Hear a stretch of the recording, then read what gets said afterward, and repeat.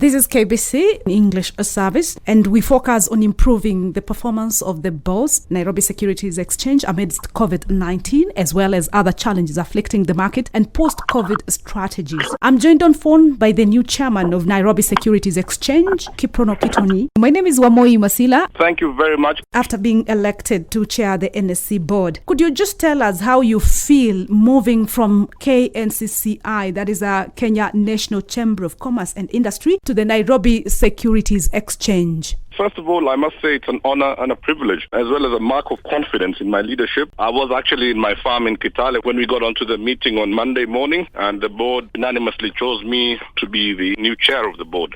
To be honest with you, I wasn't exactly expecting it. I'm honored, I'm privileged, and I'm ready to serve. Going forward at the NSE, what are your expectations? Yes. I will try, together with the other members of our leadership team, to enhance the visibility of the Nairobi Securities Exchange, to crusade to increase the participation of local shareholders, to do capacity building and civic education with our population, to let them know that investing in stocks is not a short-term game, but a long-term play. We will try as well to crusade for more governance of our businesses and increase listings. We have a good plan. The team there in the Secretariat is very strong. The board has broad and wide experiences. We have a very, very strategic and focal positioning in our economy, and I'm sure we will do something that will be worthy of note.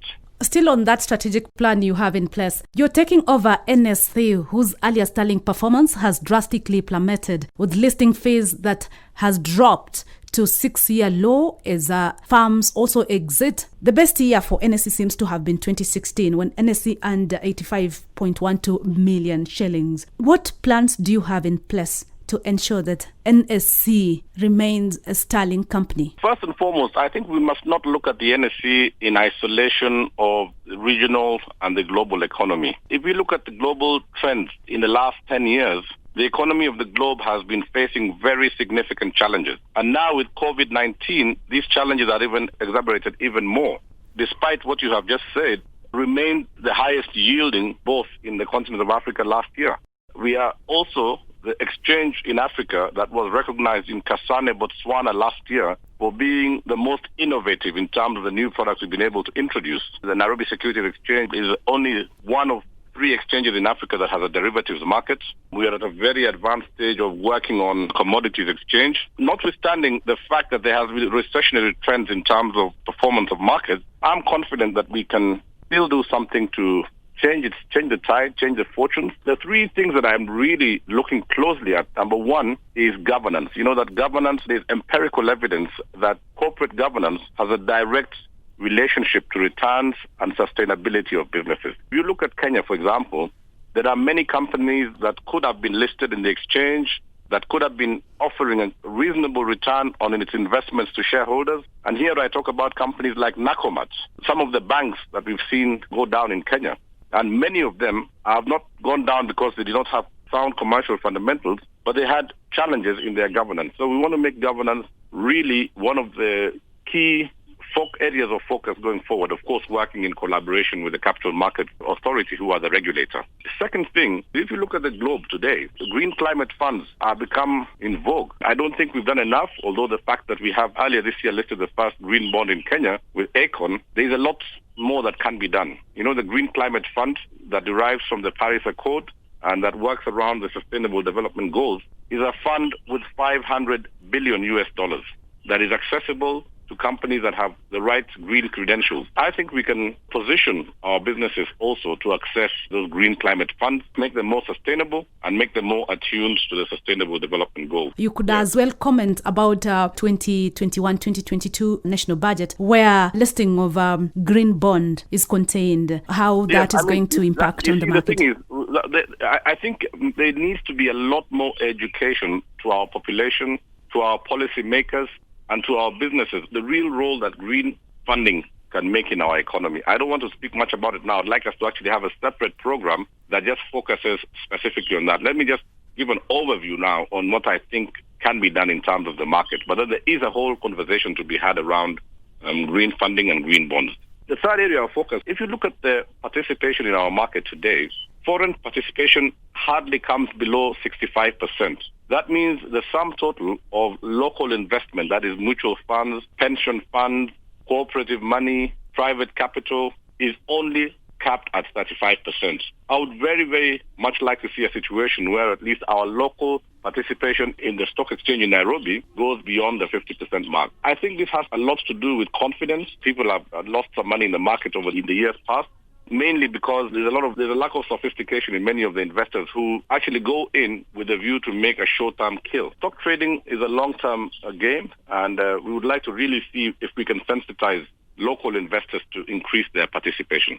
Again, what strategies or ideas you have in place coming from KNCCI, marked by majority of small and medium enterprises? And we see where you are moving to the NSE. We have an SME platform, which was started over 5 years ago. But so far, very few companies have been able to be listed from SME sector. What ideas are you going to bring on board to attract SME investor, having understood them for a very long time? When I took over the chamber, it was virtually non-existent. I mean, we took over a skeleton organization. So there was a lot to be done in terms of rebuilding the institution right from scratch. We had to build it right from its foundation. In the 7 years that I started at the helm of that organization, we were able to create an organization with structures, an organization with members, an organization that is appreciated by stakeholders both locally and internationally. The NSE is quite different in the sense that it is a very well-structured organization. There is a great bureaucratic depth. There is wide experience at the board level. In my opinion, it is more a matter of tweaking the organization, working with the management just to see that we can enhance its visibility, roping in stakeholders like the government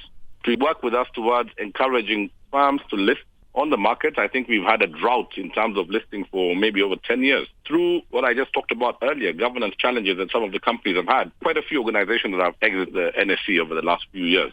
But again, if you look out there are many companies that could qualify to list. If you look at even just within the stable of government alone, there are organizations like Kenya Pipeline, the National Oil Corporation of Kenya, the Kenya Seed Company, many organizations that would definitely fit the bill to be listed, to increase participation of both local and foreign shareholding and make it a good basis for capital raising. Talking about the SMEs, the NSE has created what they call the Ibuka platform, which is a platform that capacitates small to medium-sized enterprises, improve their governance, prepare them for listing in a few years. And I think that's a very good program that will see more listings in the future from the SMEs. How has COVID-19 affected the NSE where you're moving to? Very surprisingly, the market has been very robust. Performance has been good. Trades have been over 1 billion shillings on most days in the last month. And to the surprise of many, the NSE has been robust and performing very well.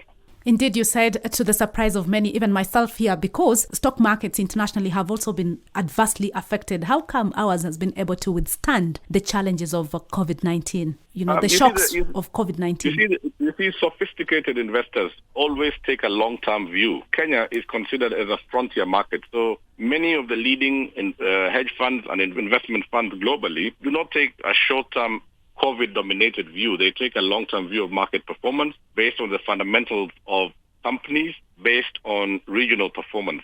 Notwithstanding what we are saying, our economy still experiences GDP growth in excess of 5%, which is a far cry from what many Western economies are experiencing today. In the West, where there are huge pools of capital, return on investments in many markets are decimal. But in Kenya, you can still enter business and make 20-30% margins. The hedging aspect has not necessarily proved effective. We see Kenya Airways, initially when it got into hedging with the oil companies, it was adversely affected. Even those who are supposed to pay, the hedgers themselves, get disadvantaged. Going forward, what would be the best post-COVID-19 strategies? We would like to see more listings. We would like to see stronger governance. We would like to work closely with capital markets in terms of ensuring that the companies are well governed. Like I said earlier, there's a direct correlation between return on investment and good governance. And through the Ibuka program that will bring SMEs on board, we would like to see large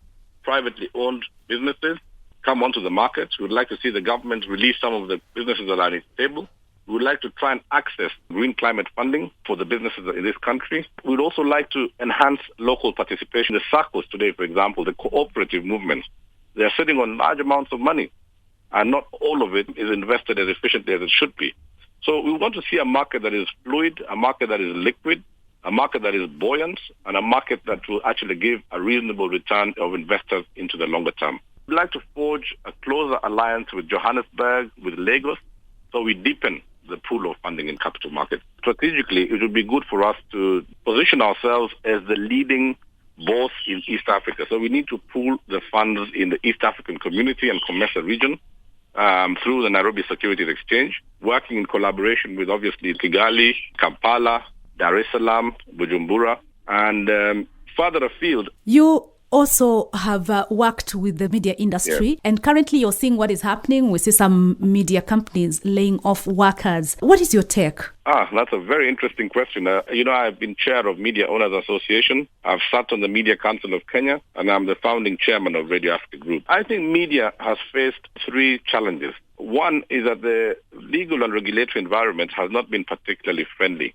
If you look at the rulings on many of the libel cases over the last 5 or so years, they've been highly punitive to the media industry. So many media companies today are saddled with huge legal expense bills that are really not justifiable from a P&L standpoint. The second thing that has happened, there's been a shift of technology, and that is inevitable and it is invariable. We are in the age of citizen reportage. If, for example, something significant happened politically right now as we are speaking at 9:35 in the morning, those waiting to read about it in the newspaper tomorrow morning are very few and far between. You'll find that information on WhatsApp in the next 5 minutes. It will be on Twitter, it will be on Instagram. So there's been a huge shift of platforms, and many media organizations have been caught flat-footed. And the third one, of course, is the business model. The traditional business model of media has been turned on its head. I think we have no option but to move towards an ultra-low-cost model. There's been too much competition, too much undercutting in the media. For example, how do you explain that the 4 leading newspaper companies all have their printing presses in Nairobi? They load newspapers onto pickups to take them around the country. For employees, I think you need to think now defensively about, first of all, do the best that you can, make sure that you don't lose your job. That means being loyal to your employers. That means overperforming on the tasks that have been given to you. The second thing is think of how you would reinvent yourself if you had to. Thank you very much, the new chairman of Nairobi Securities Exchange, Kiprono Kittony, for the insights on improving the performance of the bourse, Nairobi Securities Exchange, amidst COVID-19, as well as other challenges afflicting the market and post-COVID strategies. This is KBC English Service, and we wish you all the best as you take the helm at NSE. Thank you.